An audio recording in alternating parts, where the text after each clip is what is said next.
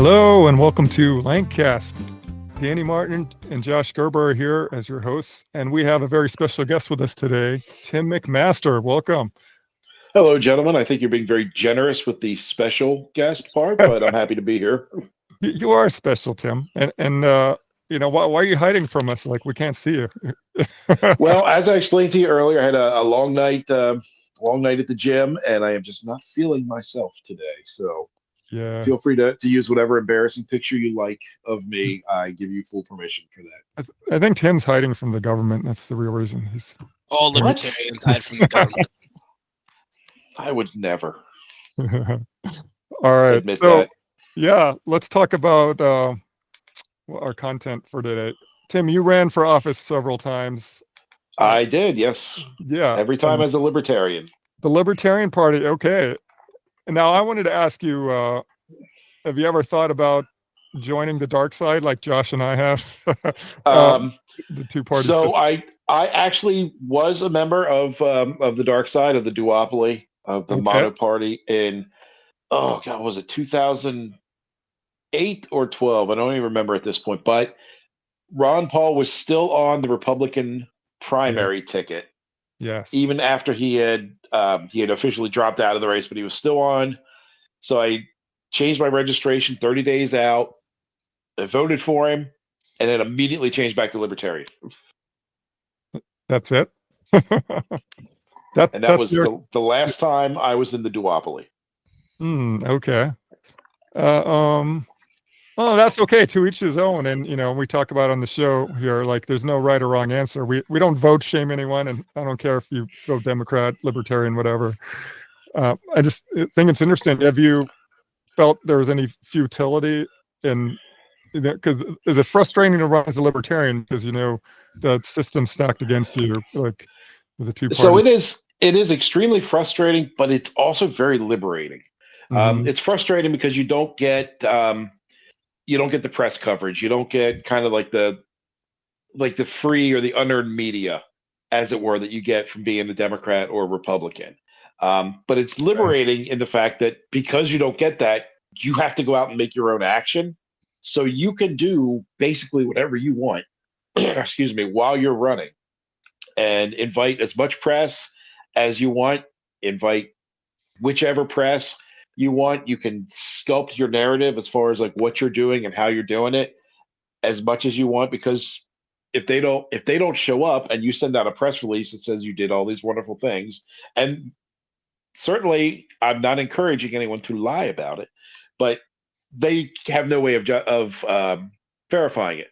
So you can kind of fluff your results a little bit with it, and it's very freeing because you don't have, like, for instance, now if I was running for something as a Republican right now with Trump at the top of the ticket, I would be horrified to explain some of the things that he's doing right now to my local constituents, simply because in this area, a lot of the stuff that he's doing, especially with tariffs, he's bombing people still. He wants to just take over Canada and Greenland. Like, these are insane things. And to have to be able to justify that to my local constituents who are concerned with the price of eggs, they're concerned with, are they going to have a job tomorrow? They're concerned if they're going to be able to afford groceries next week, and have to explain why this guy is doing all this stuff to them. That would be horrific to me. Like, I could not fathom a more detestable task. Yeah. We were talking before we started recording about, there was this good, can you guys see this? Can you see this, Josh? Yeah, I can see it. Yeah, this was a really good tweet. I saw it and retweeted from John MacGregor today. And it's nuanced because it gives credit where it's due. And, Trump has some wins. It starts out and talks about RFK fixing America's righted health system, or at least charging him to do that. And which I support, by the way. I was running Trump down, but I do support RFK on this. Right. Well, this is why philosophically, I mean, Josh has referred to you as having TDS, but I don't think that's true at all, because you give Trump credit where it's due. We just talked about how he's trying to do the right thing with Ukraine and Russia, and the other things we've mentioned here. So running down this single me out there, Danny. Well, no, we said, hey, we're going to be honest here. Like, I mean, because you wanted to talk about TDS, but I don't think this applies to Tim. I'm not throwing you under the bus. I mean, no, it's fine. So my definition of TDS is basically the. I don't think Tim. I don't want to speak for you, Tim, but I'm guessing you don't think Trump is Hitler. No, absolutely not. But like in our conversations online or even in person, you definitely have disdain for the man. And even if he does something good, you usually have a rebuttal of, yeah, well, he's part of duopoly. Yeah, well, he did this. Yeah, like in our personal conversations. Go ahead. No, that's largely sort of a counterpoint to like manage expectations, because you call it TDS, the Trump derangement syndrome, and I get it. It probably does look like I have that. But on the other side, there's like, I don't even know how to describe it. It's like Trump God syndrome or something, definitely. where there's a certain group, and I'm not saying that you're in it, Josh, but I see a lot of these people on their interwebs. Free PA. And Trump can do no wrong. And all of a sudden, they're for like, yeah, let's bomb Yemen. Like, yeah, tariffs are good. Like, yeah, what the hell? Let's annex Greenland. And I'm just like, you people are utterly ridiculous. Like, you brought up Hitler. It's like, and you could say, theoretically, you could say good things about Hitler if you wanted to. The Nazi regime, like, hey, I like rockets as much as anybody. I like Volkswagens. Only if they're manual transmission, but whatever. NASA is a very good thing, and it was largely populated by Nazis. The Autobahn, another fantastic thing. And these are all innovations that happened under Hitler, under the Nazi regime. It doesn't excuse all of the horrific, evil things that Hitler did. So you have to be able to manage kind of your expectations there, like I said. So with Trump, it's like, oh, well, Trump's, he freed Ross. It's like, hey, that's great. Where's the pardon for Snowden? I agree. It's like, oh, he wants to lower taxes and this and that. It's like, oh, great. But you're going to pay a shit ton more for, I'm sorry, can I curse on this show? Yeah. Okay, yeah. You said you wanted edgier content, so we'll let her rip. And he's going to throw out all these tariffs. And it's like, tariffs don't hurt the foreign country. Tariffs hurt us, the consumer. And Trump knows that, or at least he should. And if he doesn't, it certainly explains why so many of his businesses have gone bankrupt. My question about the tariffs. Sorry, go ahead. I'm sorry, Tim. No, go ahead. I'm sorry. I was just spouting off about it. So I'm obviously, I try to be little L libertarian as much as possible, but apparently I'm wrong according to every libertarian about tariffs. Now I think typically in America was at its best when we had no income tax and the government got most of its money from tariffs. Will that ever happen again? Probably not. But I do like the idea of using a tariff as a way to bolster the economy in America and bring back manufacturing, or bring back a sense of that, hey, we export more than just trash and porn. Okay? Like I like the idea of America actually making things again and being maybe a little more self-sufficient than just a service economy. So like I understand tariffs, and I kind of like the idea of tariffs for on a short-term window. Obviously, you don't want a tariff all the time for everything that you import, but as a negotiating tactic and as like bolstering our manufacturing, I feel like it's almost something that we have to do if we want to become a manufacturing hub again. And that would be fantastic if we could do that.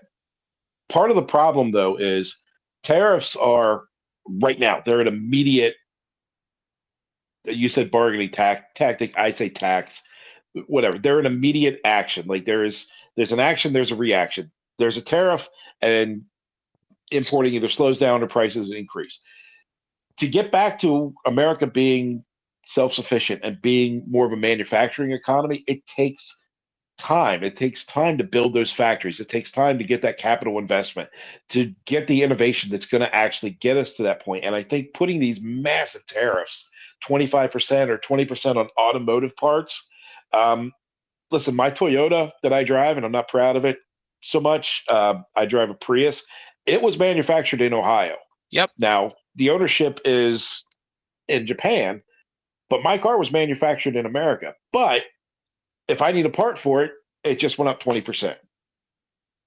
And that's insane to me. Like how you can just, as a president, with a stroke of a pen, say, we're going to increase the cost of everything in this category, independent of a reason other than we don't like XYZ country, 20%.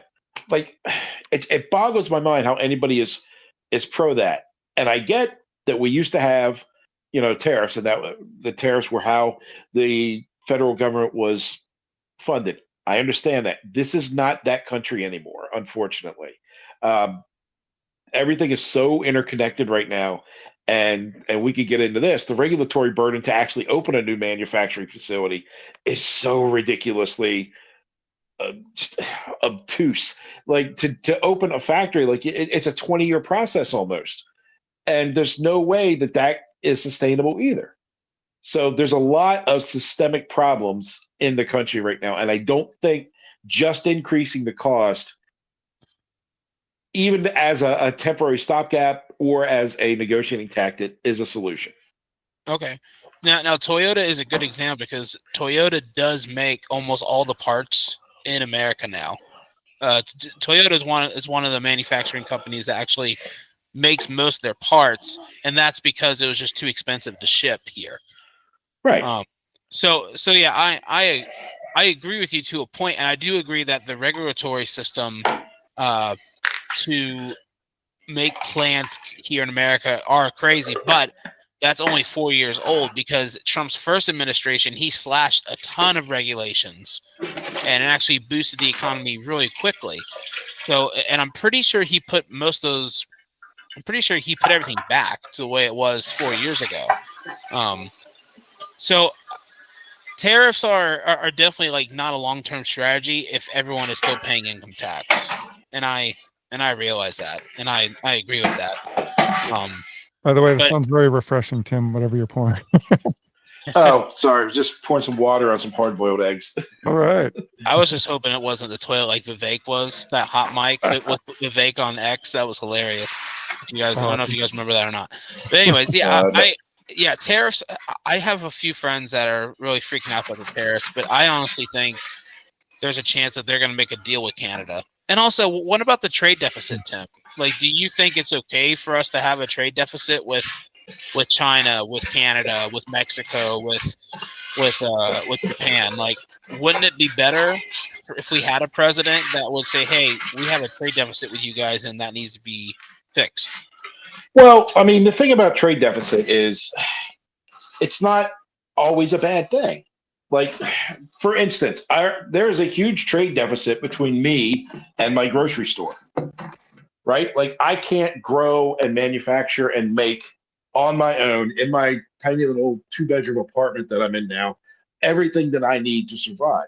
So I have to go someplace that has these things, someplace that does this better, right? Let's use Andrew Heaton's example, if we can, and I'll try to do this as quickly as I can because I am on a time schedule here. He was talking about a trade deficit a couple of months ago or a couple of weeks ago on his podcast, The Political Orphanage, which if you don't listen to it, I suggest that you do. And he was explaining it thusly. He's like, there's a trade deficit between Scotland and France, between sheep, which grow great in Scotland, but don't do so great in France, and wine, which does great in France, but not so great in Scotland. So the Scots would put a tariff, a huge tariff, a stifling tariff on wine coming from France, so that the 4 wineries in Scotland wouldn't be so subjected to this trade deficit. The problem is grapes don't grow for shit in Scotland. So in defense of that, or rather to retaliate for that, the French now put a tariff on sheep and lamb from Scotland, which doesn't grow really well in France. They just, they smoke and curse a lot, the sheep there. So that's how I look at a trade deficit is why would I want Scottish wine? right? Like there's a trade deficit between these two countries because wine grows really great, is manufactured in France, and they do it really well. They're really efficient at it. It's really good. It's tasty. They can get it to me cheap.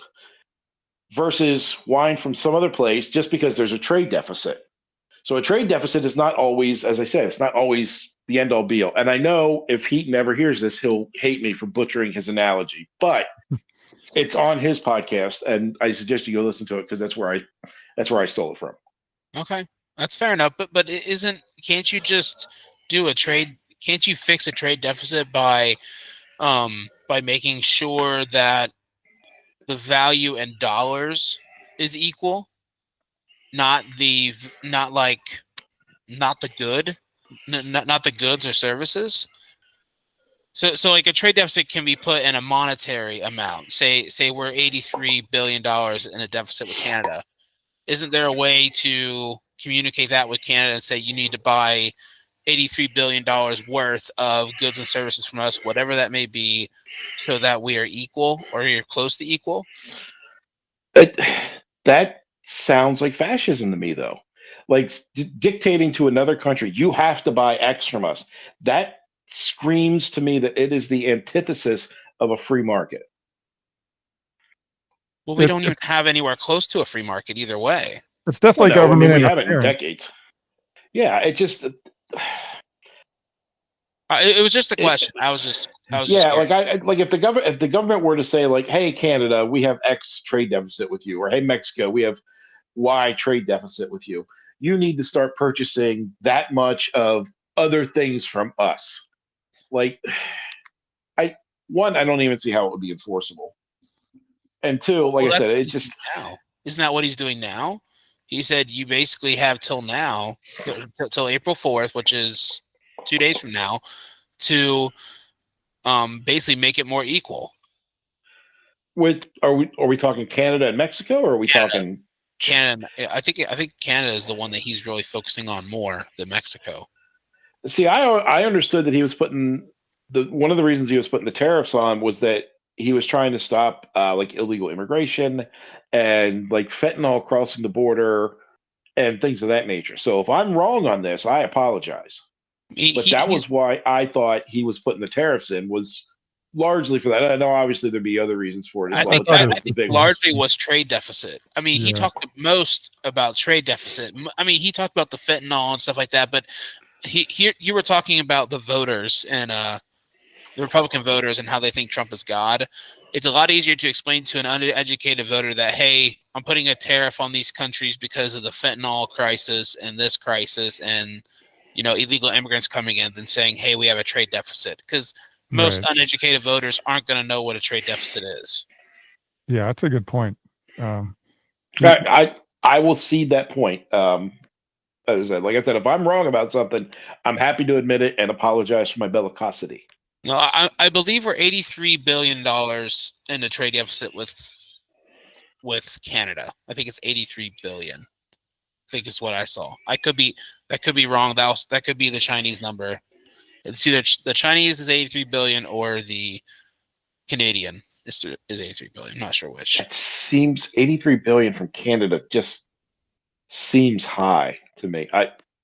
You could be absolutely right. It just, the number itself seems very high to me. Like, yeah, we need a fact. We don't have a house. What in the hell are we getting besides oil and like Alberta tar sand? What the hell are we getting from Canada? Hold on, I'm looking it up now, guys. I'm sorry. Granted, I will admit that I enjoy Seagrams on occasion. Not gonna lie.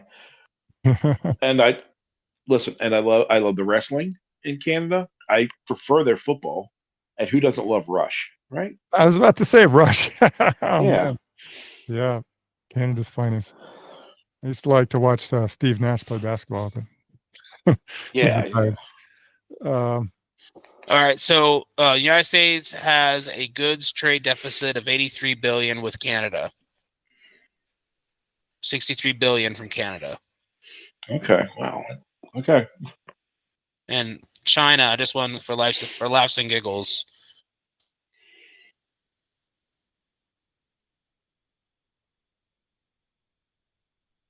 I have to admit I have a little bit of anti-Canada, not against Canadians, but I mean the government Trudeau. What talk about a fascist? I mean, Oh yeah, he was Castro's kid, by the way. America's trade deficit. America's trade deficit with China is $295 billion. I'm actually shocked it's not closer to $1 trillion. That's just insane. given how many actual things are manufactured there. Well, yeah. That's insane. Do we really want to talk about trade deficits for the remaining? We don't need to. We don't need to. Let's get to something else. I'm sorry. So, Tim, I want to ask you. I mean, do you think things are worse or better or the same as they were during the Biden administration? Because I mean, I hate being a proponent of lesser evil voting, but I mean, things were so bad under Biden that, and like they're the worst warmongers. They did their COVID fascism, and I just don't see like. And it's not just the two, Josh and I. I mean, majority of the country, Trump carried the entire working class, not the entire working class, but the majority of the country voted for him. He got a mandate from the masses. Yeah, but didn't he appointed Fauci though? Well, yeah, I'm not mistaken. There's a lot of blame from the COVID era. Fauci was already there. Okay, so he could have fired him. He didn't. Yeah, he didn't fire him. Yeah. Now, don't get me wrong.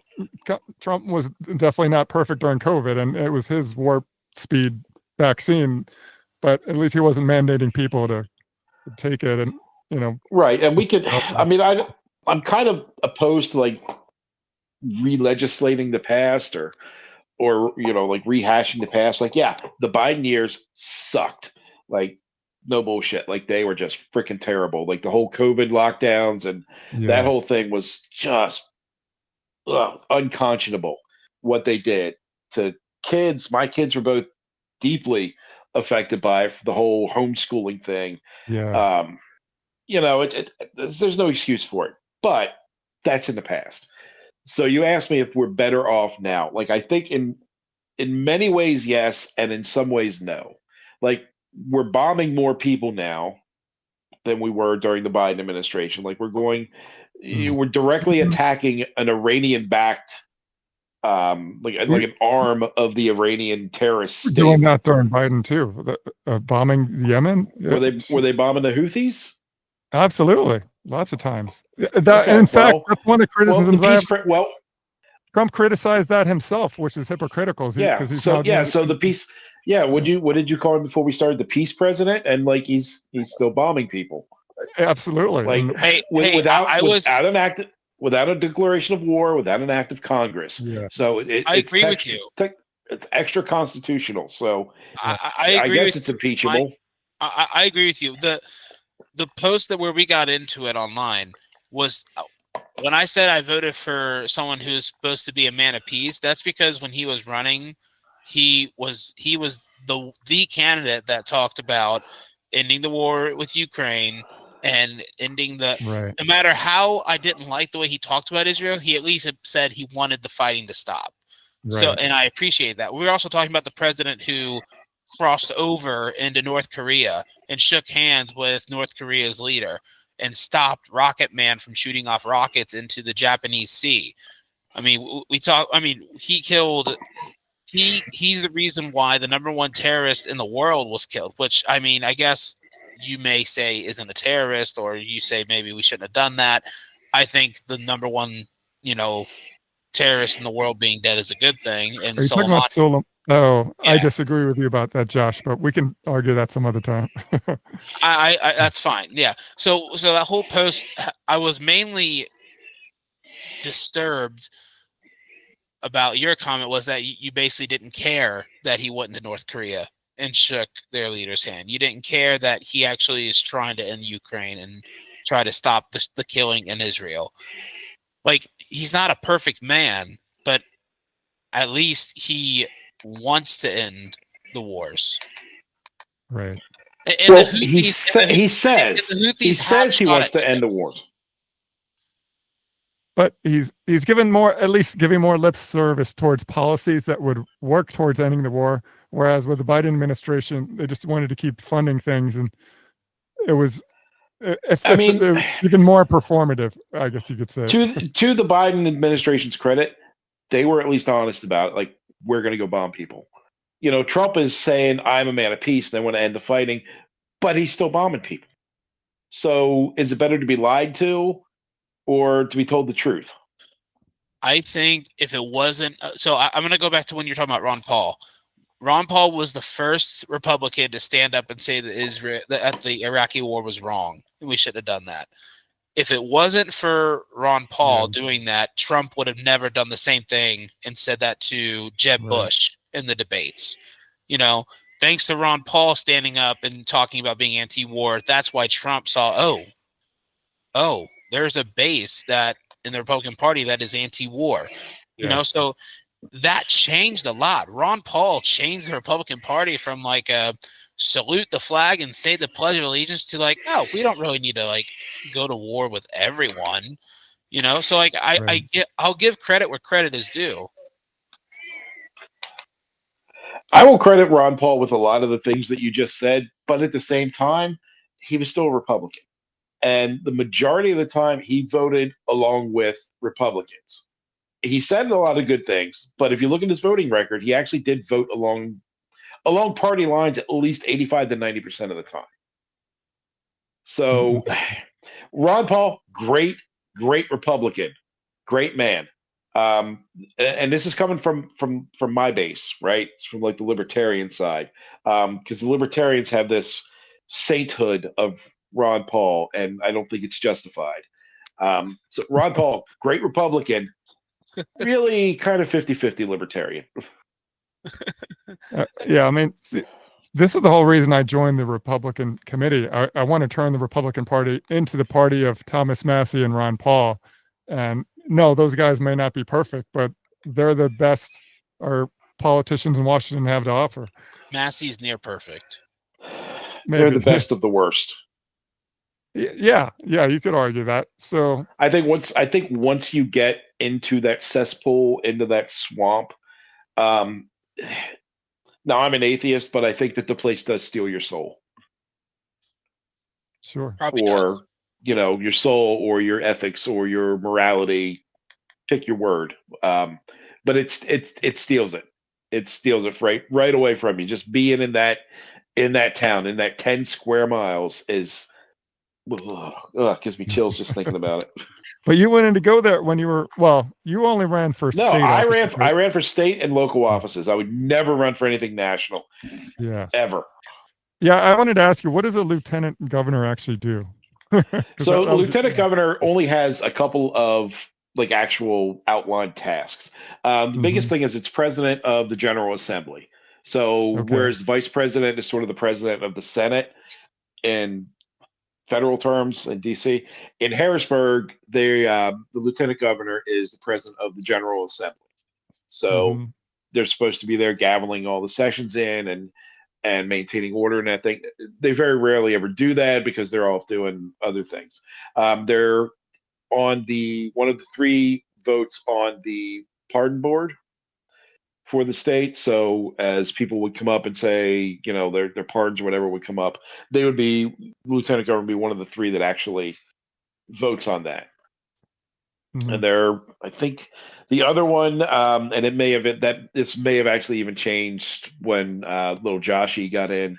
They're supposed to be in charge of Pennsylvania Department of Emergency Management, but I think little Joshy changed that. Don't quote me on that, but I think he did. What are some of the other offices you've run for? So that's lieutenant governor. So my first foray into running for public office was running for state senate in a special election in 2021. Oh, interesting. A state senate special election. That sounds familiar. Right. We were talking about election. I was one of 4 libertarians that were on the ballot statewide. Okay. So it was actually a pretty decent showing for libertarians in the state in 21. I got 4.5%. When you say 21, do you mean like election year 2022, or do you mean local level? No, it was a special election, so the actual vote was on primary day of 2021. It was in May. So because they were replacing 3 state senates and 1 state house, seats, they were on a special election, so everybody could vote. It wasn't just Democrats, Republicans on primary day, and there were a couple other referendums that were on as well.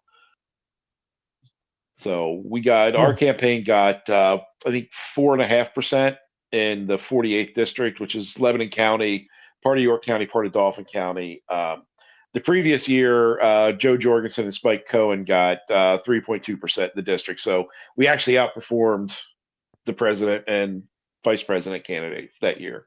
And then the following year, in 2022, I kind of got, I don't want to say hoodwinked because I did have a choice, but I got roped into running for lieutenant governor for the state of Pennsylvania. And that was a horror show. I'm not going to lie. That cost me a marriage and and a farm and my house, and it sucked. Oh man, I'm sorry to hear it. Is that just because it was so time consuming or controversial? It was time consuming. It was time consuming. It was expensive. There were some other familiar things that went on with my kids that, quite frankly, we're not going to talk about tonight. Sure. But no the election, that election essentially cost me my family. Well, wow. most of my family. But That's again, my choice to do it. In retrospect, obviously, or in hindsight, I definitely would not have done it. But what are you going to do? Yeah. And then after that, because apparently losing everything wasn't enough, I ran for on the Moulton Maneuver, as you should be familiar with if you were in the Libertarian Party over the last couple of years. I ran for auditor in Conewago Township. Okay. Won that with 99.2% of the vote, which sounds impressive until you realize I was the only one on the ballot for that position, and then not as much. And then 2 years after that, in 2023. Yeah, 2023. So 1 year after that, I ran for township supervisor in Conewago Township. That I did not win, but I did get 40% of the vote. Nice. Oh wow, pretty close. Yeah. So it was me and a Republican that were running. If a Democrat would have ran, you might have won. Right. Maybe. Who knows? But it's a very red district. Yeah. The fact that I got 40% really says less about me and more about how wildly unpopular the supervisors are in Conewago Township. Yeah. Interesting. Can we go to the special election with Parsons before he has to go? Yeah. Well, unfortunately, we were talking about that. I mean, I'm happy to talk about it, but I wasn't in that district. So Tim's not in that district. So no, I know. I guess I wanted to know how much do you know anything about Zach's campaign and like if they felt like it was a good campaign he ran or not? Zach Moore. The last time I talked to Zach, which wasn't actually all that long ago, he said he thought they ran a pretty good campaign and he was proud of what they did. It's good because I ran in that Senate district. You know, like I ran the same year you did in 22, right? And I got 3.7 in a crazy red Republican district, and I was kind of sad that he only got 1%. I was like, oh yeah, man. I got 3.7 in the 98th voting district, which is all in the 36th Senate district, and I actually thought he was going to get maybe 5 or 6%, but as red as that district is, and it went to a Democrat, what does that tell you? Well, to me, what happened in that election is pretty clear. I think beautiful music. I think. Sorry. I think a lot of Republicans were full from the November 5th buffet, and they were fat and lazy, and they were like, "I don't have a care in the world." And they just dropped the ball in a colossal way. See, I see it a little differently. I see it more as, hey, Trump sucks. We're going to vote for the blue guy. I don't think that, dude. Everyone knows that guy is crazy. I think I know, but they still elected him again. Well, I mean, I think there's some truth. No, I'm talking about Malone. I think he's crazy. He's crazy too, but so is Trump. But are people that dumb? I think the Democrats are very energized. Very energized. What Tim is saying is largely true in terms of the base is energized because they think Trump is Hitler, and so they're going to do whatever they can to mobilize, whether that's taking it out on Josh Parsons or whatever, winning whatever elections. I mean, I don't even know what they're doing right now, but I can imagine what they're doing behind the scenes. It's probably a mobilization like the likes of which we've never seen, just based on what I'm reading in the news and seeing people's reactions on social media. I think it was largely that it's probably a little bit of both, like what Josh said. Everybody was just like celebrating. People November. were euphoric when he won, guys. Yeah. Not everybody. Some of us were No. I'm saying terrified. Our voters, the people who just vote R blindly, they were euphoric and they thought all their problems were gone. Trump's going to fix everything because Trump is God. But also, people don't pay as much attention to local stuff. Well, let's be honest. How many of your neighbors? A local election like this, yeah. How many neighbors know what a state senator does? Or like, I've talked to many people who didn't even know there was an election last week, and part of that, like Josh was saying, is on the leadership of the Republican Party. It was on us to not. We were supposed to get out the vote and inform people, and anybody who was on the committee, like we all share some of the blame. We didn't do that with our constituents. Danny, have you seen the comments on some of these conservative pages about Ron Donovic? Oh yeah, he's dude. Not they very want popular. His head. They want Kirk's head, dude. They're blaming him like 100%. A lot of people have been saying that for years, and look, That's listen. I will cut you guys a little bit of slack, and I will say that the fault really lies on the public school system because they're not teaching kids anything about civics anymore, and they haven't for decades. Homeschool. So I will give you guys. Well, good for you, Josh. I will give you guys a pass and say that it is the public school system's fault.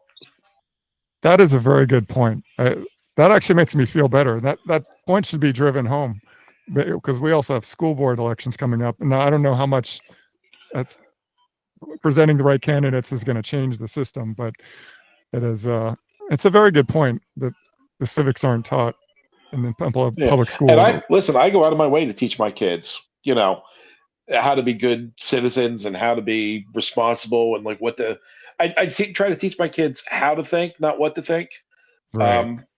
Which is why I raised 2 libertarians. And I didn't force it on them. I just want to point that out. I didn't force it on them. They just, by osmosis, kind of picked it up. Yeah. And I told that to Danny a couple of times, where I think one of the first podcasts we did, I was like, my goal is to like live a life as close to the NAP as possible, the non-aggression principle, and teach that to my kids in a Christian biblical way.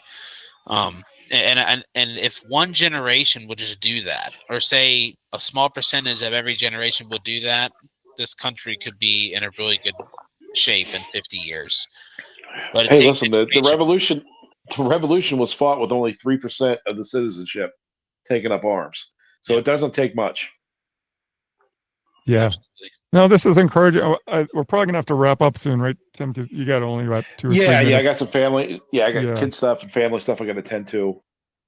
But I like that we're kind of working towards a solution here, because identifying the school system is a large part of the problem, and to me, it bothers me that, and I've been guilty too. Like I don't know all there is to know about local politics and all this stuff.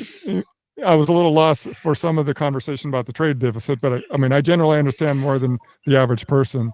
So, yeah. And I try to talk people all the time, like that I would see just out and about that knew that like I ran for X or saw a campaign sign or something for something. They're like, "Oh, you ran for?" And I try to get these people. I'm like, "You're complaining about this warehouse because it's a big thing here in York County. It's the warehouses." You're complaining about this warehouse or this traffic snafu or, this fee getting increased, but you never go to like the township meetings. You never go to these local government meetings where you could have your voice heard. You could actually partake in local government and be involved. And all they want to do is bitch about it. And I think that's what I really want to focus on in my life going forward, is getting people to be more involved locally.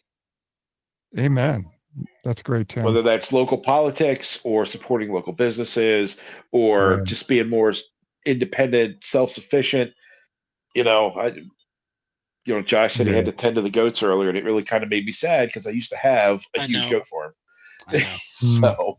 So I was working down that path, and that's a goal that I have now, is another farm, and I only have 5. I only have 5, Tim. It's 5 more than I got, pal.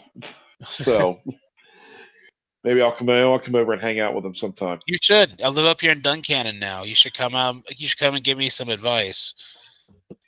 Yeah, I could totally do that. I am the goat whisperer. You have 2 goats that are very skittish and not great. The other 3 are good.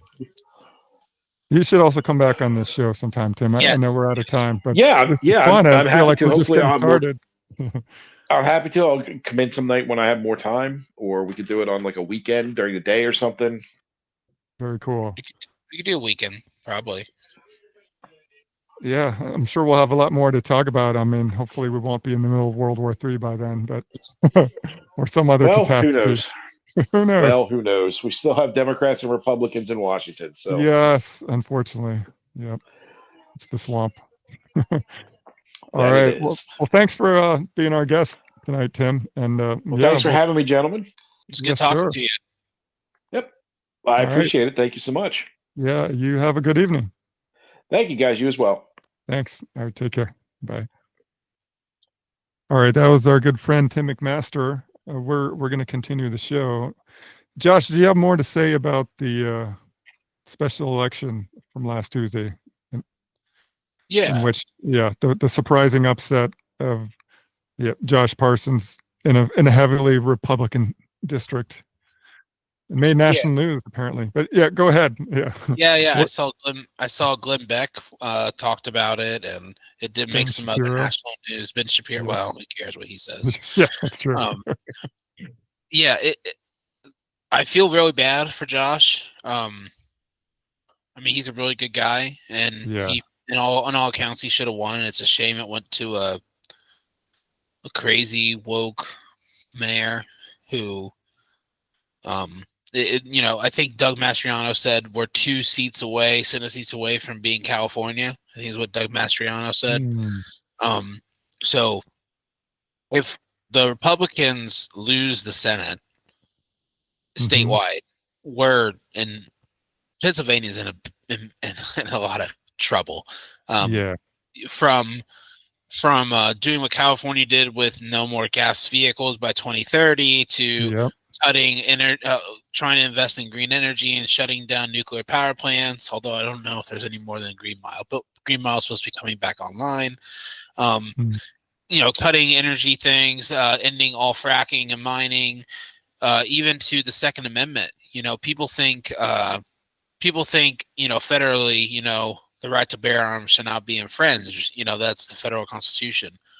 But states also can create their own gun bans. So if Pennsylvania goes completely blue in all 4 branches of government, they could basically outlaw our sporting rifles. They could outlaw handguns. They can do everything that the federal government can do as well, and in fact, easier. So we're 2 seats away from California, and with Malone in and Josh out, we're closer to that as a reality, and that's pretty scary. As far as why it happened, I still stand by it. I think a lot of low information voters on the Republican side just thought everything was good, we're done, Trump is in, hallelujah, nothing to worry about now, and they dropped the ball. I really don't think it was just magical energy behind the Democrats to win, because I mean, Malone got 26,000 votes, right? I don't remember the exact numbers. 26,000 something to 26,000 something. He only won by 480 votes. Right. By the way, thank God Zach Moore had 480 votes and not 482. Thank you. That would have been horrible. Yeah, I've only seen a couple like random commenters online, like kind of get They're angry. always there. There always are, and I don't agree with that at all. Yeah. Like the third party is the spoiler. It's like, no, Yeah. we should have won regardless of whatever third Right. parties are running it. Right. It's Zach really Moore annoying wasn't the when problem. people say that. It's so annoying when people say that. But anyways, I think there's less than 30,000 registered Democrats in this district, in the 36 district. They have like 40,000 less registered Democrats. 40,000 less. Yeah. So like they had a great turnout. They did have a good turnout, which would be expected because they're mad. Right. But still, I mean, it's just Republicans being comfortable because Trump won. Oh, this is a plus 15 Trump area. Mm-hmm. I believe that's what happened. I mean, there's some people who are like, some people have already started a Facebook page that's like audit the vote already, and I'm like, I don't think that's the problem, guys. I don't think that's the problem. So, right. So yeah, I feel bad for Josh. Obviously, politically for Josh, it's never good to lose your first election. It's kind of we had talked about Beto O'Rourke. Oh yeah. You know. Well, Josh has won commissioner races. I mean, that's local though. I'm pretty sure Beto won local elections before as well. I see what you're saying. Yeah. So like, I'm just saying, like, as you climb the ladder, you never want to lose your first one, and hopefully he can bounce back and still get in a higher governmental level somehow, because he's talented and he can do that. Yeah, absolutely. So yeah, I didn't have much more to say. It's just I want to know what you felt, since you were at the poll all day, and I felt very guilty because my precinct turned out horribly. I didn't do a good job of informing my own precinct. I mean, I helped out with his campaign a little bit, but I didn't focus on my precinct, which I'm supposed to do as a committee man. Was I given direction from leadership to do so? Absolutely not. But so there's blame at every level. Anyone who's a committee person and higher in the local Republican Party, all the way up, to the highest chairs, county chair or whatever. And I just think I mean, I don't have a lot of things to say about Ryan Almont right now. Like, he didn't even endorse Josh. I didn't realize that till after the election. Really? That's correct. He didn't endorse him. So they were both in the military. I mean, yeah. I mean, they weren't in the same branch or something. I mean, it might have been in the same branch, but it's not like they were military buddies or anything. But I mean, from one soldier to another, that's nuts. I didn't know that. He definitely didn't do his part to get out the word in support of Josh. There's a lot of blame to go around. I just I don't even know where to start. We've been having conversations offline about this for the last week. So, do you think the chair will be challenged? The county chair? Yeah. I don't know what's going. I have no idea. Like, the swamp runs deep. There's a lot of corruption, I think. I don't know how much I can articulate right now, but I'm fine going into something about the committee. Yeah. Tim earlier at the beginning, he was talking about how it's very freeing running as a libertarian. Yeah. Truer words could not have been said. Like when I was running for state house, I could say whatever I wanted. I could be passionate. I didn't have to worry about anything. It's just me, saying how I felt. But then the month, like we already talked about this before, the month I became a committee man, because I said I liked RFK. Oh yeah, you got in trouble. The committee, like people higher up in the committee, attacked me. Okay. Yeah.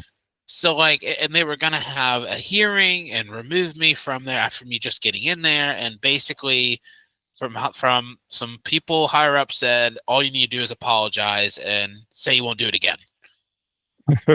Like, how much energy did that take? Like why? Wow. Yeah. Like just because I had an opinion. How dare you be a free thinker? Yeah, exactly.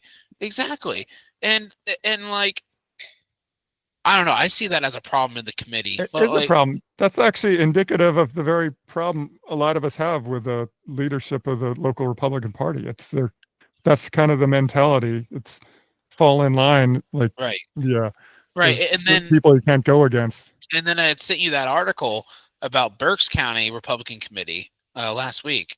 I don't know if you want to get into it right now or not. Maybe we can talk about it some other time. But like in the short of it, this man basically blew the whistle on the Berks County Republican Committee last year, and he was talking about how when the endorsement process happens, only about 11 to 15 people really decide who's going to win the endorsement. It's not by the mass of the committee. They'll do things to make sure that they'll get off of the ballot before the vote, before the endorsement vote on the floor. Yeah. Yeah. Which I will say during the Parsons and when it was Parsons versus Brett Miller, there was two other candidates who were at those straw polls. Oh yeah. There's two other candidates that, you know, were up for the election, but then they did maneuvers to get them erased from the voting ballot that day, if you remember. Now, I don't know if that's how they were talking about in Berks County, how they were doing it. I don't think so. I mean, at least the Lancaster one is a little bit more legitimate. You know, they have a process, and Robert. I think there's a different process for special elections, though, because in a normal election cycle, those two would be on. They'd be on the primary. They could potentially be on the ballot. Whereas this one, we just had to have one candidate going against the Democrats. Right, you're right. I misspoke. But I mean, we could even go to the sample ballot that the committee pays for. You know, the sample ballot that they mail. Yeah. So all registered Republicans, that literally has all the other candidates' names marked out, blacked out. You can read it. Right. Like to me, that's wrong, and that's voter suppression. We've talked about that before. Yeah, no, I'm not a big fan of that either. It seems kind of silly and petty. It's like, let's just cross out our opponents. It's like, I don't know. They're not even your opponents. They're in your party. Yeah, I know. Yeah, they're donating members of your party. They're people who volunteered hours and hours of their day for no pay for the betterment of the party, and then because they're not the endorsed candidate and they dared to stay on the primary ballot, you're going to mark their name off the sample ballots where like the voters can't even like see it. I didn't even remember. Does that happens in our primaries? Or? So I'm talking about the sample ballot, not the actual ballot. The sample ballot, like when you go up to like. I know what you're talking about. Yeah, the sample ballot they give you, it shows you who to vote for. They mail those too, though. Yeah, that's true. They mail those out. We have those in the primaries where we cross off other Republicans. Yeah, that's kind of wrong. Yeah. I mean, I don't even agree with it marking off the Democrats, like whatever. Like when I don't either. It just seems like vote for. Yeah, what I don't understand. Maybe we shouldn't have endorsements at all. But there's an idea. Right. I've talked about before. One of the things I don't like about being in the committee is like, why do we endorse judges at all? Like, I don't know the law. Like, how am I qualified? Well, what's this Josh Prince thing going on? I don't know. Who's Josh Prince? There's this judge I think that's running. His name's Josh Prince, and he's like an anti-Republican establishment guy who's running. I'll have to look into that. For what office? For judge. See, I don't know. I don't follow the judges that much because I'm not in the courtroom. So your wife's a lawyer. Yeah, I know. Anyways, it doesn't need to get too long, but I did want to talk about my buddy Tom Jones and him. Change the subject. Yeah. So Tom Jones, right? He was in the newspaper a couple weeks ago now, and I think I have this article up, so I'm gonna go and share it about how he was given a constitution class, right? It was a class. How horrible. Yeah. Right. Lancaster County lawmaker faces criticism for offering class taught by prominent Christian nationalists. Oh, it's the Christian nationalists again. Those boogeymen. They're everywhere. I don't even remember. This story was too silly. Yeah, right. I don't even remember the gist of like why it was considered Christian nationalism. I mean, I guess it spooked some people who were like, they felt uncomfortable. Like, I don't know. I don't understand. Hey, So can you you had scroll some up a things. little bit? Yeah. Stop Uh, right there. Why yeah. did they pick such a flattering photo of Malone and such a terrible photo of Parsons? Oh, they do that all the time. That's the LNP. I CNN mean, does that crap too. yeah. CNN does that with Trump. They pick a perfectly good picture of Yep. Biden and then like a terrible picture of Trump. Remember that? They don't even try to hide their bias. Like, That's so they have nuts. You have what? the official candidate picture for Malone, and I know Yep. Josh had an official candidate He's photo. got some great pictures. Yeah. Yeah, and they do that. Come Yeah. on. Okay, I'm sorry. That's so. Yeah. No, I mean, even our thumbnail from our podcast episode is better than this. What's Like, better than that? yeah. Yeah, it's like That, I know they can do better but, than my. what's the point of that? That looks so. It looks so To get you biased. riled up and hate him. They're stirring up anger at the Republican. He's the boogeyman here, so I don't vote for guess. him. Vote for this nice guy. That's all it comes down to. It's very primal. Santa Claus and a beard. Look at that. Yeah, Look at that. It's amazing. What a great beard. yeah. What It quality looks like the guy from news? Lord of the Rings. Hey, I still want to have him on the show. So I do too. I shouldn't have said all that. I'm sorry, Malone. You look great, man. I'm sorry. yeah. Come on, we're just kidding around. Like, come have a drink with us, and we'll talk. Anyway, yeah. So, I mean, I wasn't. Have you talked to anyone who actually took this class, or do you know? Have you talked to Tom about it? Like, what was so offensive about this Constitution class? I mean, Well, yeah. well, Go so ahead. I mean, so for Tom, I mean, and for most people, understand that America was founded on Judeo-Christian values. We all know that. Yeah. We all accept that. There's a reason why atheists believe murder is wrong. It's because it's been deemed wrong due to the founding of our Christian Judeo, or I can't even say it right. Our Christian beliefs, so look, for some reason, the left wants to rip religion out of our Constitution, out of our founding, out of our morality. Kind of like how Mao Zedong did in China. He wanted to rip Buddhism out of his domain. So that way he was God. So that way he was the supreme leader, right? And the whole idea of trying to erase God out of our Constitution is a winning strategy for the left, because most leftists aren't religious, Right. and their leftism, their wokeism is their religion. Yeah. So like, with a state representative doing a class, in the class was in his office, right? That's what the article said. I'm pretty sure the class was in his office. To touch on the Constitution, and of course Tom is a good Christian man. He's gonna do what he's gonna do, right? Yeah, I've heard him talk It's about it. Yep. kind of natural. He's a Christian first, a father, and then a Republican. A father, husband, then a Republican. In that order. He's got his priorities. Sure. Yeah. Yeah. So he's always going to teach the Constitution from a Christian lens, because he knows that's how the founders did.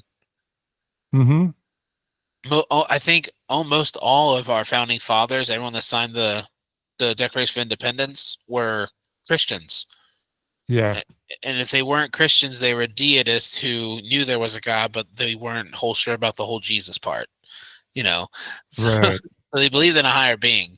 But apparently, it's a really good tactic for the left and for the news on the left to target people who do that as Christian nationalists and kind of paint them as a Nazi. Yeah. I mean, I'm going through that article and I'm trying to figure out, is there an example from the context of what he said that makes it Christian nationalist? And no, there's nothing in here. There's just claims from these Democrats who attended the meeting. Read some of the claims. Well, I mean, it's not even that specific. Like, I mean, let me reshare it, but unless there's another article or something, I feel like this is missing some content or something. I mean, there's like no substance in this article. Like during an hour-long meeting, okay, they frequently interrupted him. That's classy. Expressed disapproval about the use of a taxpayer-funded office to offer a U.S. history course. Highly influenced.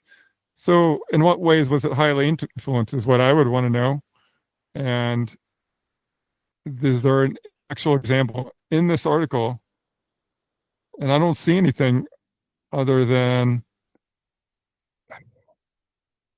we should teach all religions in school. He believes that. Okay.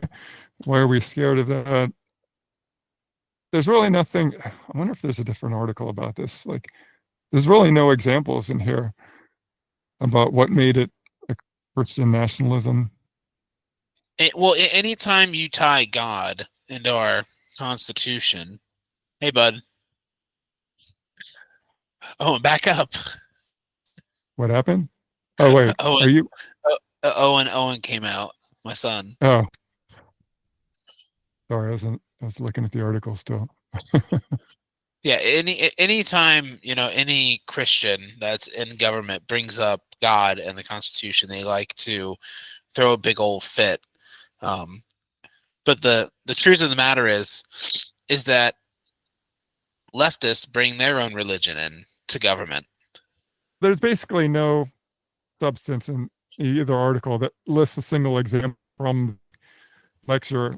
It just tells us what happened. The Democrats were there, claimed it was Christian nationalists and shouldn't be taught using taxpayer money, and they interrupted him. That was my takeaway from the article. Like, and these are the same really people, and these are the same people who want DEI in our government, and the same people who want their tax dollars to go to schools and have Pride Week.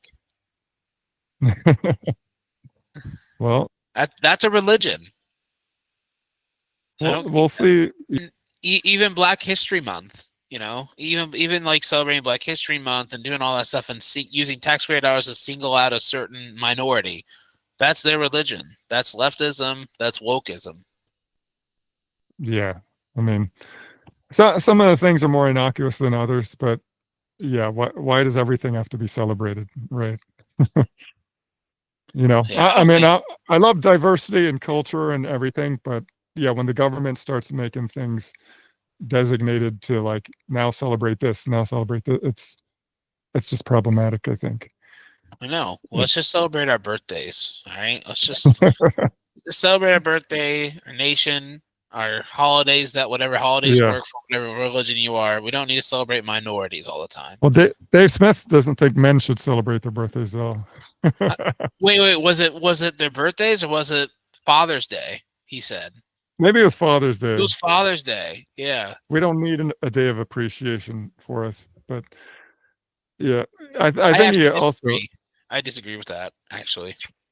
I mean, I think it's pretty harmless, but yeah, he's got some stronger views than us. Anyway, do we want to wrap up? Anything else you have? No. I think you said the primary's coming up soon for Lancaster County, right? Primaries for local. We have the real primary. Yeah. So we covered the special election. There's going to be a hangover.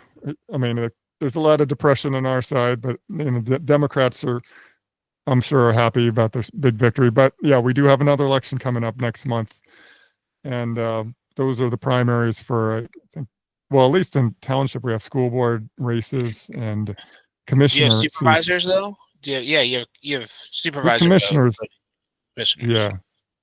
So yeah, maybe we'll talk about that in an episode soon. I mean, you have local stuff too where you live. Are we still going to talk about only Lancaster stuff? Dude, haven't even. I've been setting, like, because the pole barn got built and the goats and the chickens and my whole little homestead heaven I have here now. I haven't even been able to like think about local politics out here. Yeah. I talked to my postmaster today because he brought something that my wife is a chronic Amazon orderer. I burn a lot of boxes. it sounds like everyone around me are related, and I'm like the outcast. So I don't know how this. I don't know how long it's going to take me for me to even try to get political out here. Yeah. I don't even Well, maybe know. that's a good thing. Yeah. Yeah, I don't even know what the newspaper's called out here. Like, I don't know if there is a newspaper out here. You know, this is just You're probably better off without one. dude. It's such a different world when you're out here, because it's just no one's That ever, must no be one, nice. no one tells you what to do. Yeah. When like when I said I have a lot of boxes to burn, that's because I burn my trash. I don't have trash. I don't have a trash pickup. Wow. I That's don't. wild. Right. So it's like, it's just completely different life up here. You really, Yeah. really appreciate just how free you are when you like leave the suburbs. Like just leave the suburbs. Leave your 5-minute drive to Giant, Mhm. you know, and then like, yeah, sure, your conveniences are further away. You know, like fast food is further away, your grocery store is further away, all this stuff's further away. Yeah. But the amount of freedom you have, like out Right. in the middle of nowhere, you know, it's just incredible. It's just incredible. People don't realize how stuck they are and how like handcuffed they are to convenience until you leave the convenience, like until you leave it. That sounds amazing. You're living the dream, and I think it's a good way to wrap up the show. You've given us all some hope for something to strive for and to achieve. Leave Lancaster while you can, everyone. Yeah. I'm just kidding. leave the politics behind. Well, we'll see how long that lasts. Well, except for our show. Yeah. Just watch our show. That's all there is to know. Absolutely. All right. Thanks, Josh. We'll do another episode soon. Absolutely. Take Night, care. man. All right. And good night, everyone. Thanks a lot. Bye. If you would like to be a guest on Lancast or contact us for any reason, send an email to lancastamerica1st@gmail.com. That's Lancast with 2 C's, America1st@gmail.com. Thank you.